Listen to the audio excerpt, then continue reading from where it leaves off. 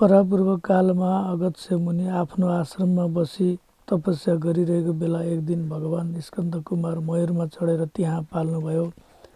अगस्त्य मुनिले भगवान कुमारलाई आसनमा बसाई स्वागत सत्कार गर्नुभयो।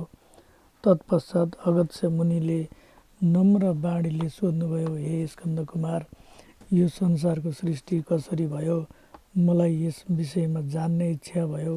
ममाथि कृपा गरी आज्ञा भए आफूलाई धन्य सम्झने थिएँ। अगस्त्य मुनिको कुरा सुनेर कुमारजी आज्ञा गर्नुहुन्छ।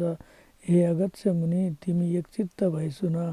अघि पद्मकल्पमा यो संसारको सृष्टि हुँदा सर्वप्रथम परब्रह्म परमात्मा शिवको इच्छाबाट ब्रह्मा विष्णु र रुद्र प्रकट हुनुभयो। उहाँहरूको शक्ति स्वरूप त्रिगुणमयी पराशक्ति भगवती प्रकट हुनुभयो। यी महामायालाई कसैले पनि वश गर्न सक्दैन। तिनै माया शक्तिभन्दा पर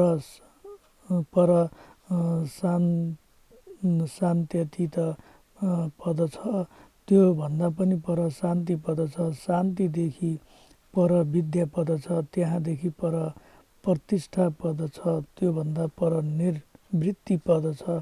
यस संक्षेपले गरेर ईश्वर प्रेरित सृष्टिको वर्णन गरियो। यसको जुन कर्मले सृष्टि हुन्छ त्यही कर्मले संहार पनि हुन्छ। यी 5 पदकै कारण सृष्टिको सञ्चालन भएको छ, जुन कारणले यो जगत 5 कलाले व्याप्त भइरहेको छ।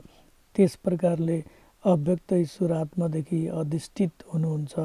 महापददेखि विशेष पदसम्म उत्पत्ति हुन्छ, तर त्यसमा अव्यक्त र जीवको कर्तृत्व छैन।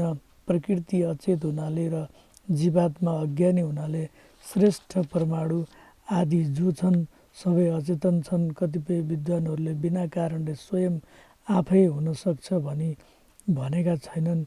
हे अगस्त्य मुनि, यस कारणले कार्य जो छ हेतुयुक्त हुन्छ।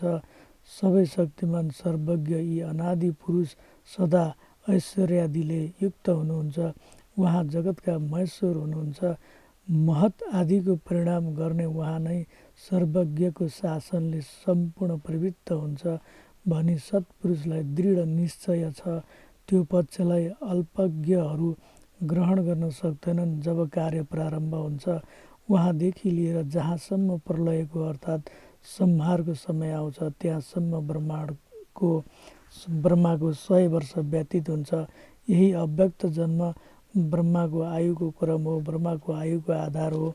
ब्रह्माको आयुको आधा भाग हो, जसलाई ब्रह्माको आयुको आधा भागलाई परार्ध भनिन्छ। जब 2 परार्ध व्यतीत हुन्छ तब ब्रह्माको आयु व्यतीत हुन्छ। अव्यक्त आत्मा कार्यलाई साथ लिई आत्मामा रहन्छ। तब यो ब्रह्माण्ड आत्मामा रही विकारयुक्त हुन्छ। आफ्ना धर्मले यी प्रधान पुरुष रहिरहन्छन्। तब 2 गुण तम र सत्व पनि समान भई रहन्छन् र सर्वत्र व्याप्त भई फैलिरहन्छन्। गुणले समान हुँदा तममय हुने हुनाले यी एकअर्काबाट भिन्न रहन सक्दैनन् र वायुले शान्त गराएको निश्चल जल झैँ थाहा पाउन सकिँदैन। त्यस जगतको अज्ञात समयमा उनै महेश्वरी देवी प्रधान पुरुषको साथमा रही माया योगले प्रविष्ट भई शोभित हुनुहुन्छ। तत्पश्चात प्राणीको सृष्टि गर्ने हेतुले परमेष्टि ब्रह्माको आज्ञाले अव्यक्तदेखि सृष्टि हुन्छ। जुन परमात्माको मायाले यो सम्पूर्ण उत्तरोत्तर सृष्टि विचित्र मनोरथहरूले सहित भई समाप्त हुन्छ। ती परमात्मालाई त्यो मार्ग जान्नेहरू शब्द ब्रह्म भनी पुकार्दछन्। सबै प्राणीका विलक्षण परमात्मा उनैलाई कोटि कोटि नमस्कार छ। हे मुनीश्वर, त्यसपछि प्रथम ईश्वरका आज्ञाले अधिष्ठित अव्यक्तबाट बुद्धिदेखि विशेषसम्म हुन्छ र कर्मले विशेष विकारबाट रुद्र विष्णु ब्रह्मा यी 3 देवता उत्पन्न हुनुहुन्छ। संसारमा कतै पनि नरोकिने शक्ति भएकी उहाँ हुनुहुन्छ। महेश्वर र महेश्वरीको नाश हुँदैन। ज्ञान पनि अणिमादि सिद्धि सहित भई उत्पन्न पालन र नाश यी 3 कर्म उहाँहरूबाट सम्पन्न हुन्छन्।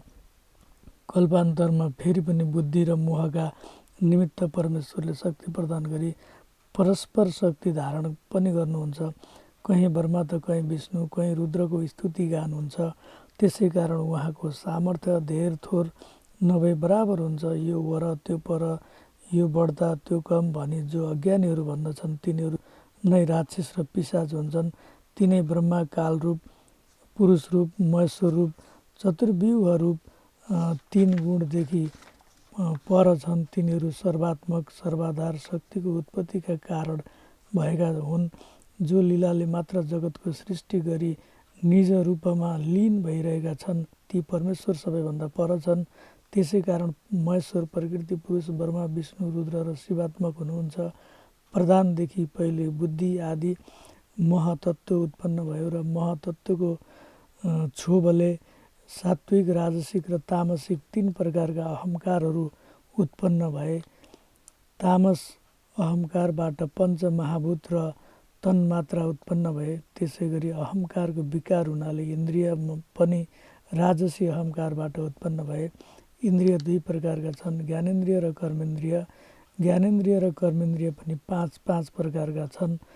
5 ज्ञानेन्द्रिय र 5 कर्मेन्द्रिय मिलेर 10 प्रकारका भए। एकादशौँ इन्द्रिय मन र इन्द्रियका वेत्ता सत्व गुणबाट उत्पन्न भए। तामस अहङ्कारबाट उत्पन्न शब्द तन्मात्रादेखि आकाश हुन्छ, आकाशदेखि स्पर्श, स्पर्शदेखि वायु उत्पन्न भयो, वायुदेखि तेज उत्पन्न भयो, तेजदेखि रस, रसदेखि जल, जलदेखि गन्ध, गन्धदेखि पृथ्वी उत्पन्न भइन्। पञ्चमहाभूतदेखि चराचर जगतको उत्पत्ति भई पुरुष अव्यक्तका अनुग्रहले महतदेखि विशेषसम्मका यी अण्डको उत्पन्न भयो। जब ब्रह्माको कार्य र कारण सिद्ध भयो, तब त्यस अण्डमा ब्रह्मा संज्ञा भएका क्षेत्रज्ञ बुद्धिमा प्राप्त भए। यही प्रथम शरीर हो, यसलाई पुरुष भन्दछन्। प्राणीका आदिकर्ता ब्रह्मादेखि उत्पन्न भए सृष्टिकर्ताको अभिमानयुक्त, उपमारहित, ज्ञान वैराग्य लक्षणयुक्त धर्म र ऐश्वर्यलाई ब्रह्म कार्य भनिन्छ। जसको मनमा जे इच्छा छ सो अव्यक्तदेखि उत्पन्न हुन्छ। यसले 3 गुणलाई वश गरेको छ। जो गुण र त्यसको अपेक्षा गर्दछ त्यो स्वभावले सापेक्ष छ। आफ्ना आत्मालाई 3 प्रकारसँग भाग लगाएर तिनको क्रम प्रवृत्त हुन्छ। यिनै 3 गुणले उत्पन्न, लय र पालन गर्दछन्।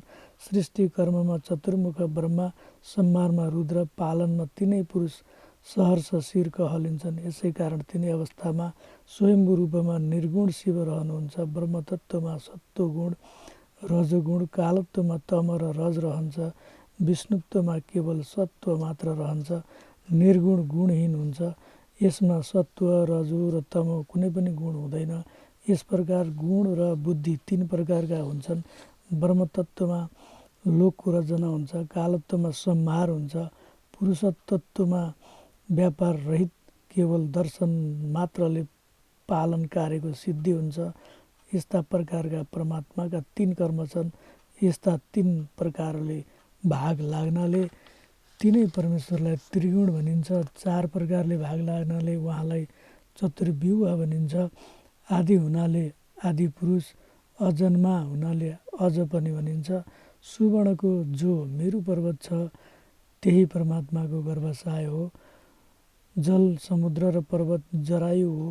यसै अण्डमा यी सबै लोक स्थिर रहन्छन्। यिनका अन्तरमा संसार, चन्द्रमा, सूर्य, ग्रह, वायु, नक्षत्रसहित स्थिर छन्। यो खण्ड जलदेखि 10-12 गुणा बढी व्याप्त छ। आकाशका कारण वायु व्याप्त छ। आकाश पञ्चभूतले वेष्टित छ। भूतादि मद्दतले महत प्रकृतिले व्याप्त छ। त्यसैले यो ब्रह्माण्ड प्रकृतिका 7 आवरणले व्याप्त छ।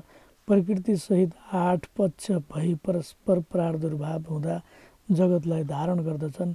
आधारहरूका भावले ती विकार विकारीमा कछुवाका शरीर झैँ फैलाउने र खुम्चाउने हुन्छ।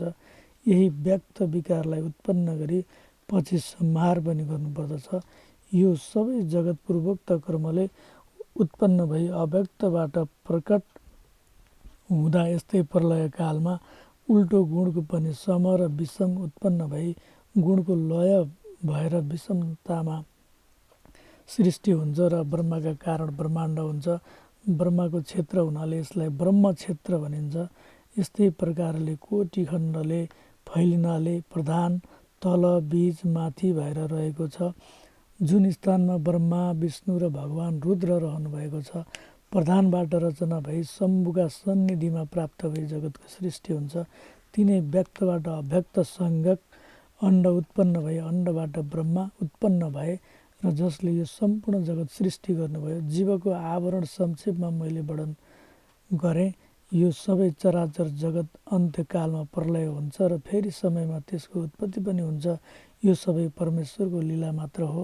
सृष्टिकर्ता ब्रह्मा प्रधान प्रकृतिदेखि प्रादुर्भाव भएकाले उहाँ रक्तवर्णयुक्त हुनुहुन्छ।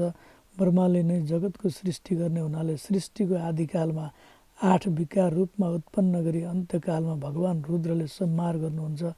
महेश्वरको लीला यस्तो छ कि केवल सङ्कल्प मात्रले पनि यो उत्पन्न हुन्छ। हे मुनीश्वर, गएको आयुको जो काल वर्णन गरियो त्यसलाई परार्ध भनिन्छ। सृष्टिमा जम्मा सत्य, त्रेता, द्वापर र कली गरी 4 युग हुन्छन्। यिनीहरूमा सत्ययुग 17,28,000 वर्षको हुन्छ, त्रेतायुग 12,86,000 वर्षको हुन्छ, द्वापरयुग 8,64,000 वर्षको हुन्छ र कलियुग 4,32,000 वर्षको हुन्छ। सत्य, त्रेता, द्वापर र कली 71 पटक घुम्दा एउटा मनु र एउटा इन्द्रको समय सकिन्छ। त्यस्ता मनु र इन्द्र जम्मा 14वटा हुन्छन्। 14वटा इन्द्र र 14वटा मनुको पालो सकिँदा सृष्टिकर्ता ब्रह्माजीको 1 दिन हुन्छ। त्यसै गरी रात पनि त्यति नै लामो हुन्छ, त्यसलाई 1 अहोरात्र भनिन्छ। त्यसै गरी महिना, वर्ष गर्दै ब्रह्माजीको 100 वर्षको आयु हुन्छ। ब्रह्माको 1 वर्षमा विष्णुको 1 दिन हुन्छ, साथै विष्णुको 1 वर्षमा रुद्रको 1 दिन हुन्छ। अव्यक्त निर्गुण महेश्वरको समय गणना गर्न सकिँदैन। हालसम्म ब्रह्माको आयु 51 वर्ष र 1 दिन मात्र बितेको छ। कतिवटा ब्रह्माजी उत्पत्ति भई लय भए भन्ने लेखाजोखा छैन। यदि भन्दै म यहाँहरूलाई यो श्री स्वस्थानी व्रत कथाको प्रथम अध्याय कथा प्रस्तुत गरेँ र आगामी कथाहरू पनि क्रमशः रूपमा प्रस्तुत गर्दै जानेछु। मेरो भिडियो हेरेर यहाँहरूले थप ज्ञान प्राप्त गर्न सक्नुहुनेछ भन्ने कुराको समेत विश्वास लिएको छु र मेरो मेहनतका लागि यहाँहरूले भिडियोलाई लाइक, सेयर र सब्सक्राइब समेत गरिदिनु हुनेछ भन्ने विश्वास लिँदै इति श्री स्कन्द महापुराणे माहेश्वर खण्डान्तर्गत केदारखण्डे माघ महात्म्य कुमार अगस्त्य संवादे श्री स्वस्थानी परमेश्वरे व्रतकथायां सृष्टिक्रम वर्णन नाम प्रथमोऽध्याय। नमः।